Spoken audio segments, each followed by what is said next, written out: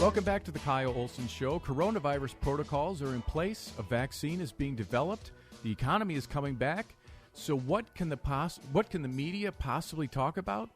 Nothing positive, of course.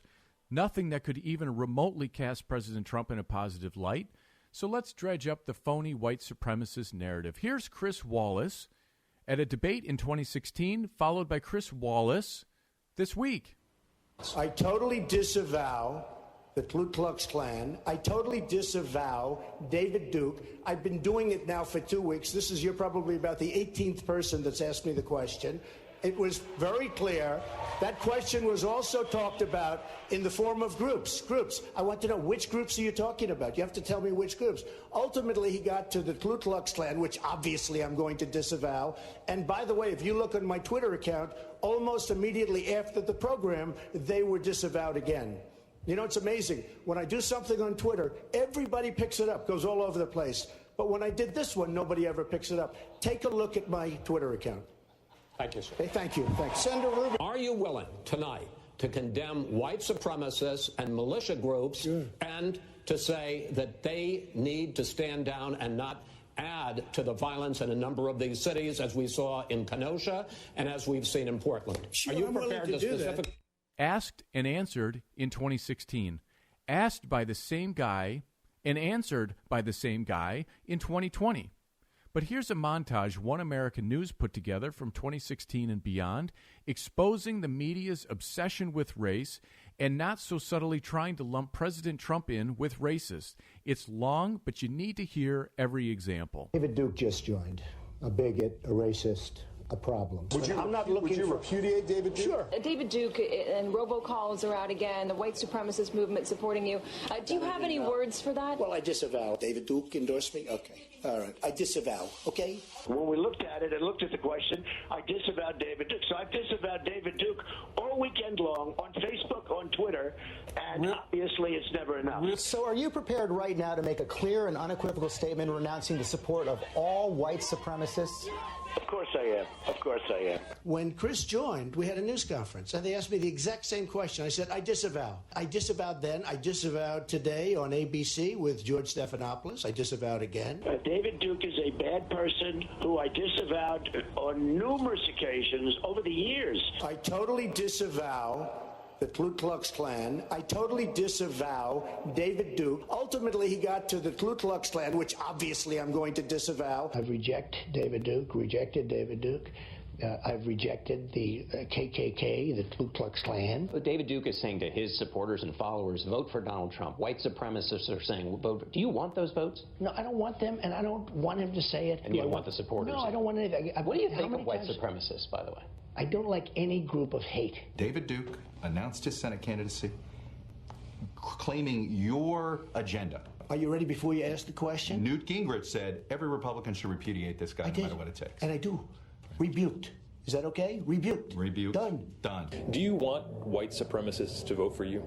No, I don't at all. Not at all. His campaign is denouncing a show of support from the KKK's official newspaper, as in the Ku Klux Klan. In the same New York Times interview, he denounced white supremacists. He denounced the neo-Nazis who support him. Racism is evil, and those who cause violence in its name are criminals and thugs, including the KKK.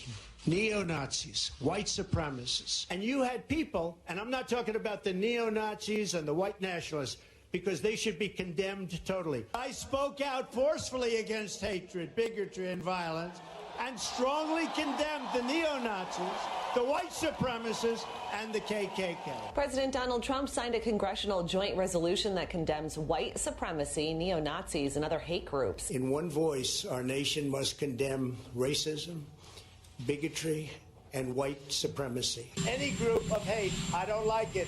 Any group of hate, I am, whether it's white supremacy, whether it's any other kind of supremacy, whether it's Antifa, whether it's any group of hate, I am very concerned about it, and I'll do something about it. How many times does one guy need to denounce this? Well, after the debate, they've concluded President Trump didn't use precisely the right words, and so now the media and their collaborators, the Democrats, are back at it.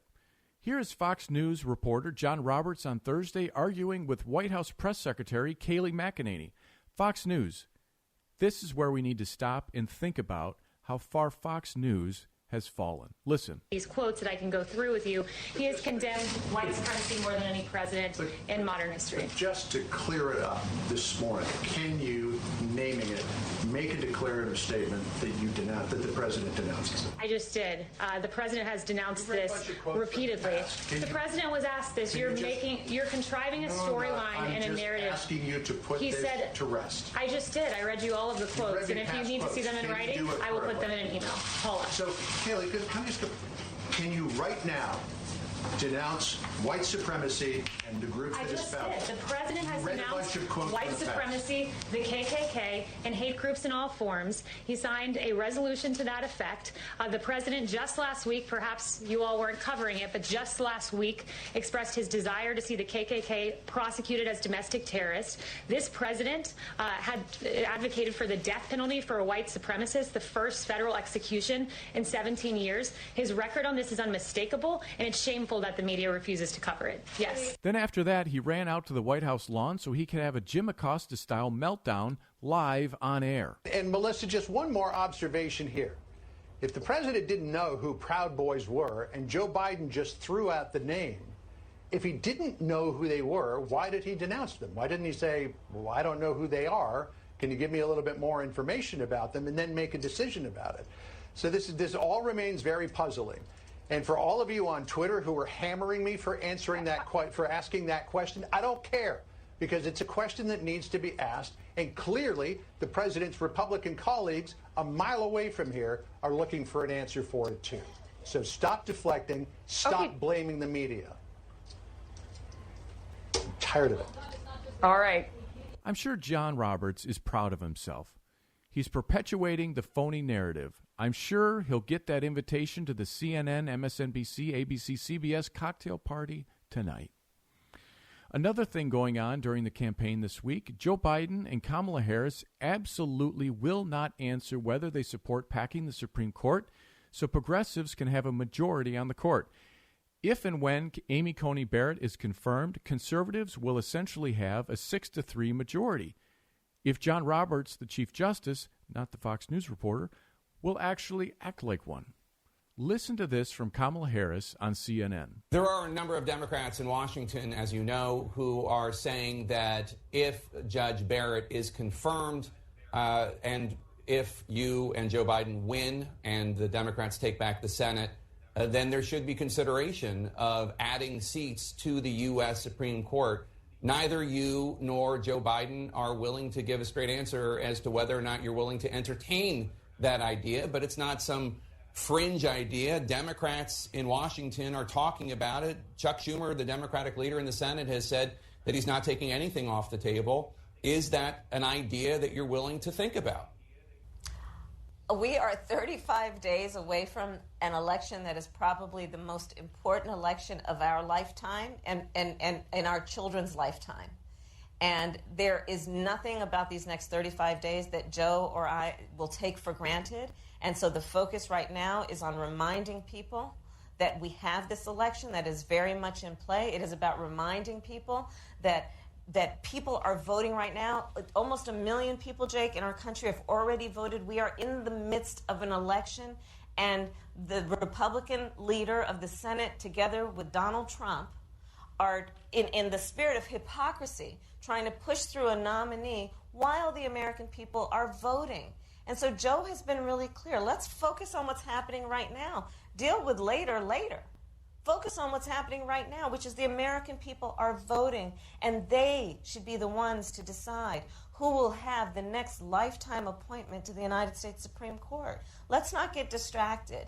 Let's be focused on what is right in front of us, because there is a lot at stake in terms of the integrity of our democracy, of our election system, and this process that should take place over the next 35 days. I will respectfully note that you also declined to answer that question with me, Senator Kamala Harris. I appreciate your time this evening. Thank you so much. Good to be with you, Jake. Thanks for the question. All right, yeah. And then there's Joe Biden talking to a local TV reporter in Pittsburgh.